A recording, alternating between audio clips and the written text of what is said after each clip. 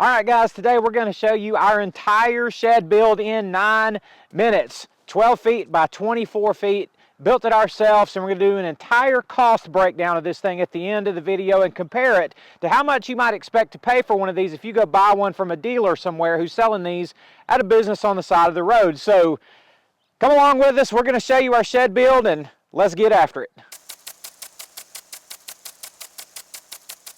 The very first step here is laying out a square foundation to build on. And you know, if you've not ever done this kind of thing, it's not difficult, but you know, a little trial and error to get these angles squared up so you're working from a square base. To make a right angle, you get that diagonal 3, 4, 5. That's an easy thing to look up.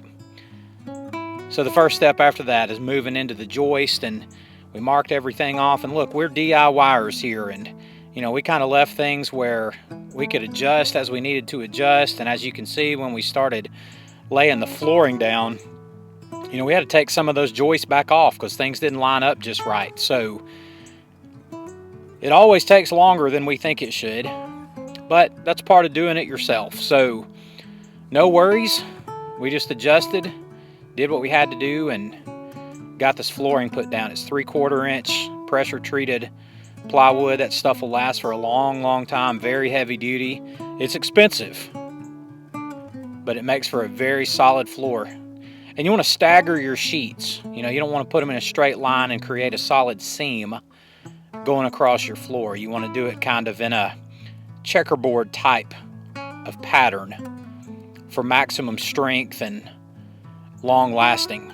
And here me and my daughter took an afternoon and laid them down one at a time, and it laid out pretty good once we got everything going. And I knew from here that we were going to have not perfectly square, but a really nice foundation to work from. So I was really happy about it. How many runs to the hardware store? Home Depot, Lowe's. I probably got way too much lumber in this thing. It's probably a little overbuilt, but that's what happens when you're figuring it out as you go.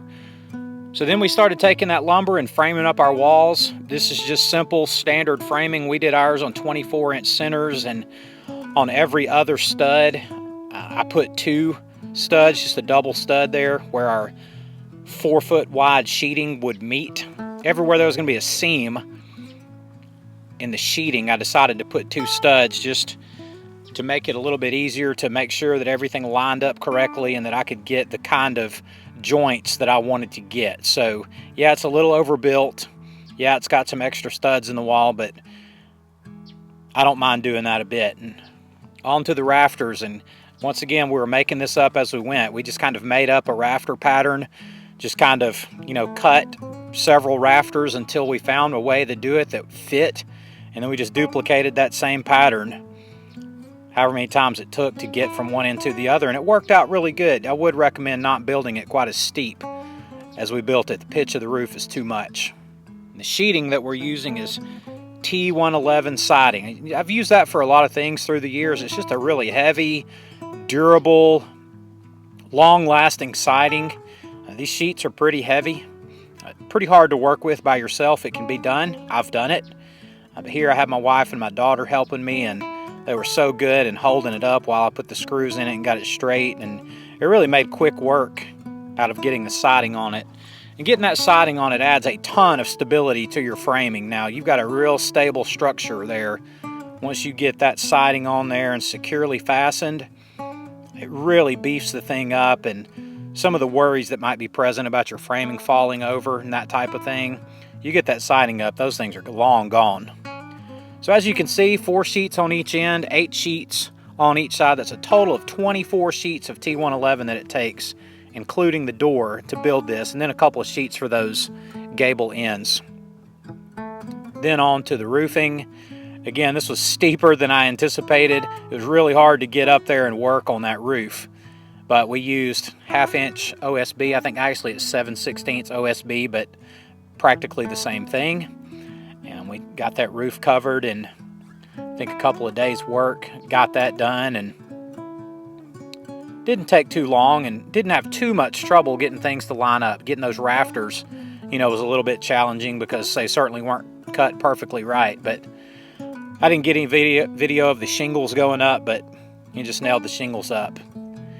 And then 11 months passed between then and the time I was able to actually paint it. We moved, and having moved, we needed a place to use for storage and starting a new business and all the rest. I never had time to finish this project, but it was dried in and we got lots of storage in it. We actually turned it into way more than storage. It's a shop, a barn, a workspace. It's a fantastic little building now, but we were finally able to get this thing painted with this barn red paint. Bought 5 gallons of it. I think that 5-gallon bucket of paint was about $120. Really good price on paint. And you know, you paint the bulk of it, and that takes about half the time, and then doing all the touch-up paint and all the trim winds up taking just as long as rolling out all the sides. Here are my helpers doing a great job painting in some of the cracks. My wife Casey's working from the ground up. My daughter Chloe's on the ladder taking care of the stuff at the top, and they did an outstanding job getting this thing looking really nice. And man, that paint makes a difference. But I don't know if anything makes as big of a difference as the trim does. I mean, it just really makes the barn pop. You can really see what's going on with it from a distance. You know, it covers up a lot of the imperfections on the corners, and you know, some of the amateurism involved in it gets covered up with nice trim and nice paint, and really happy about how well all of that went on. And one of the things that I wanted to do with this project was put windows in it. So here we are cutting out the windows and installing the windows. And these are just simple, I think they're called mobile home windows actually. They were cheap windows. I think they were about $170 for the pair. And just cut out a hole and poke the window in there, pop some nails in it, put some trim boards on it, seal it all up with some caulk. And you know, silicone caulk covers a lot of errors and a lot of cracks, and you know, just waterproofs everything. So that's what we did. Then on to building the door here towards the end. Just putting some 2x4s on the backside of a piece of T111 for framing. We wound up putting a third piece on there, then putting the trim on the other side of the door, and we just about got this thing finished up.